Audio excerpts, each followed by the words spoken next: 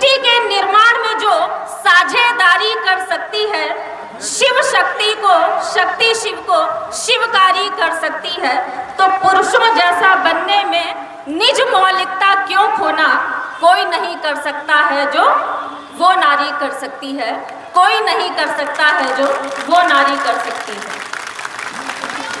सर्वप्रथम चक्रवर्ती सम्राट महाराजा सुहेलदेव राजभर जी के चरणों में श्रद्धा सुमन अर्पित करते हुए भारत के संविधान निर्माता बाबा साहब भीमराव अंबेडकर जी के चरणों में श्रद्धा सुमन अर्पित करते हुए मंच की अध्यक्षता कर रहे अध्यक्ष महोदय, मंच का संचालन कर रहे संचालक महोदय, मंच पर आसीन समस्त सम्मानित नेतागण, दूर दराज से आए हुए आप तमाम जज मालिकों का मैं तहे दिल से स्वागत, वंदन एवं अभिनंदन करती हूँ।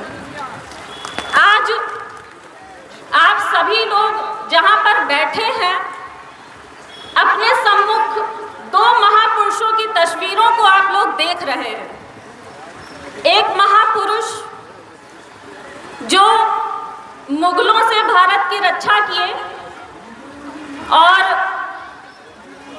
उसके वर्चस्व को बचाए रखने के लिए लड़ते लड़ते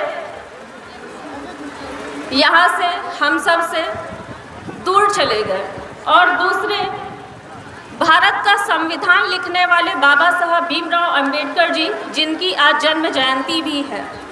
हम सभी लोग जानते हैं कि बाबा साहब की जो शिक्षा दीक्षा हुई थी वो बिल्कुल भी आसान नहीं थी, बिल्कुल भी आसान नहीं थी। सभी लोग इस बात को जानते हैं कि किस तरह से उन्होंने शिक्षा दीक्षा हासिल की, लेकिन आज इतने सालों बाद हम सब लोग जिन स्थितियों में हैं, किसी को भी शिक्षा का अभाव नहीं है, अच्छे विद्यालय हैं, अच्छे शिक्षक हैं, उसके बावजूद हम लोग शिक्षित नहीं होकर पा रहे हैं अपने बच्चों को। आज आप सभी लोग देख रहे हैं कि मैं यहाँ पर खड़े होकर के आप सभी लोगों के बीच में कुछ बोल रही हूँ, कुछ बोल पा रही हूँ। इसका सबसे बड़ा देन क्या है? शिक्षा है। और मैं हमेशा सबके बीच में जा कर के सबको समझाने का प्रयास करती हूँ कि बेटे और बेटियों की शिक्षा में आपको फ़र्क नहीं करना है। देखिए, शिक्षा दो तरह की होती है। आज हमारे समाज में बहुत सारी महिलाएं शिक्षित हैं, बहुत सारी महिलाएं फाइटर प्लेन उड़ा रही हैं, बहुत सारी महिलाएं अलग अलग क्षेत्रों में अपनी कार्य क्षमता का उचित प्रदर्शन कर रही हैं, लेकिन फिर भी कहीं ना कहीं एक और ऐसा भी शिक्षित समाज है जहाँ पर बेटियों को शिक्षा सिर्फ इसलिए दी जाती है कि किसी भी तरह से बेटी की शादी हो जाए। देखिए, जब तक बेटी की शादी करने के लिए बेटी को शिक्षित करेंगे तब तक आपके समाज का कभी भला नहीं होगा।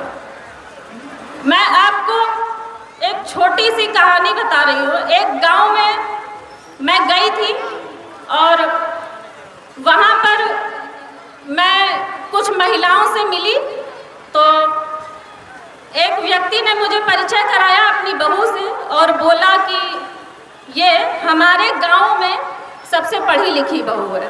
तो अच्छा लगा सुनकर कि पढ़ी लिखी बहू आई है। आप रिलेट करिएगा हम कहना क्या चाह रहे हैं। तब तक उस छोटे से बच्चे ने, उसके बच्चे ने पॉटी कर दी। तो आम गांव की भाषा में अगर कोई बच्चा पॉटी कर देता है तो आप लोग समझ सकते हैं कि माताएं क्या कहती हैं। अब आप सोचिए, एक पढ़ी लिखी बहू भी अगर उन्हीं शब्दों का प्रयोग कर रही है जो एक अनपढ़ महिला कर रही है, एक पीढ़ी वो पीछे रह गई। एक पीढ़ी आप जो थोड़ा बहुत पढ़ी लिखी थी, उन्होंने भी वही भाषा सीखा, अपनी शिक्षा का उपयोग नहीं किया। तो आप सोच करके देखिए, आपकी तीसरी पीढ़ी जो वो छोटा सा बच्चा है वो क्या सीखेगा? कुछ भी नहीं सीखेगा। अगर हम शिक्षित हैं तो शिक्षा हमारे बर्ताव में, हमारे व्यवहार में, हमारे माहौल में दिखाई देनी चाहिए। आप सभी लोगों से मेरा निवेदन है कि आप सब लोग अपने बेटे बेटियों को उचित शिक्षा दीजिए। आज आप देख रहे हैं, भारत की वित्त मंत्री एक महिला है, भारत की राष्ट्रपति एक महिला है। अभी दिल्ली में चुनाव हुए, केंद्र जो भारत का केंद्र कहा जाता है उसकी मुख्यमंत्री एक महिला है। अगर वो सारी महिलाएं सब कुछ कर सकती हैं तो हम सब लोग भी कर सकते हैं। तो अपने आप से एक वचन लीजिए कि हमको अपनी बेटियों को वो उचित माहौल देना है, और बेटियों को ही क्यों, बहुओं को देना है। क्योंकि आज मैं जिस जिले में खड़े होकर के बोल रही हूँ, मैं इस जिला की बहू हूँ। मेरी सासू माँ यहीं पर बैठी हुई हैं, और आप यकीन मानिए हम सास बहू 6-6 महीने हो जाता है, हम लोग एक दूसरे से मिल नहीं पाते हैं, कभी कभार घर आना होता है। जहाँ एक बहू की जिम्मेदारी होती है कि वो अपनी सास की सेवा करे, वहाँ पर इन माँ ने मुझे समाज के लिए छोड़ रखा है। क्यों छोड़ रखा है? इनकी भी तो है इच्छा होती होगी कि मेरी बहू घर पे रहे, वो हमारी सेवा करे, लेकिन फिर भी इन्होंने समाज के लिए, आप सब के लिए, समाज को आगे बढ़ाने के लिए हमें छोड़ा।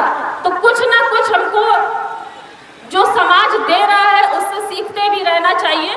मैं ज़्यादा समय नहीं लूँगी, आज मेरा जो भी था, मैंने कोई भाषण नहीं दिया है, मैंने बेसिक बात की है जो शायद आप लोगों से कभी हो नहीं पाती। क्योंकि मैं 2 तारीख से लेकर के 5 तारीख तक फील्ड में थी, कुछ गांवों में गई भी मैं, लेकिन दुर्भाग्यवश मेरी तबीयत बहुत ज़्यादा खराब हो गई, इस वजह से मैं जा नहीं पाई।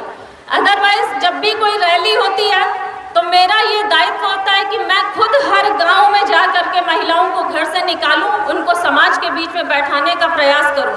आप सभी लोगों के अंदर शर्म है, झिझक है, इसके अलावा कुछ नहीं है। अभी हम लोगों ने नवादा में रैली की थी 27 अक्टूबर को, वहां पर हमने महिलाओं को मंच पर बैठाया, महिलाओं को माइक दिया बोलने का।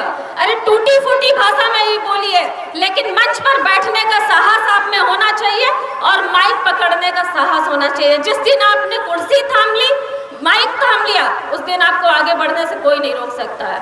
हर एक जिला में हम सभी लोग महिलाओं को आगे बढ़ाने का प्रयास कर रहे हैं, और हम उम्मीद करते हैं कि आगे आने वाली जब भी रैली बक्सर जिला में होगी, आप में से कुछ ना कुछ महिलाएं अपनी क्षमता को दिखाते हुए इस मंच पर आने का आप लोग प्रयास करिए, कुछ बोलने का प्रयास करिए। जो 33% आरक्षण महिलाओं को लोकसभा और विधानसभा में मिलने जा रहा है, अगर हम बोलना नहीं सीखेंगे, चलना नहीं सीखेंगे, लड़ना नहीं सीखेंगे, तो उस आरक्षण का लाभ लेने में कहीं ना कहीं हम सब लोग फिर से पीछे रह जाएंगे। तो आप सभी लोगों से निवेदन है, मैं आप लोगों का ज़्यादा समय नहीं लूँगी, लेकिन आप सब लोग इतने जागरूक हो जाइए कि आपका हक कोई और ना ले सके। इसी के साथ मैं अपनी बातों को यही समाप्त करती हूँ। जय हिंद, जय भारत, जय सुहेलदेव, जय बाबा भीमराव अम्बेडकर।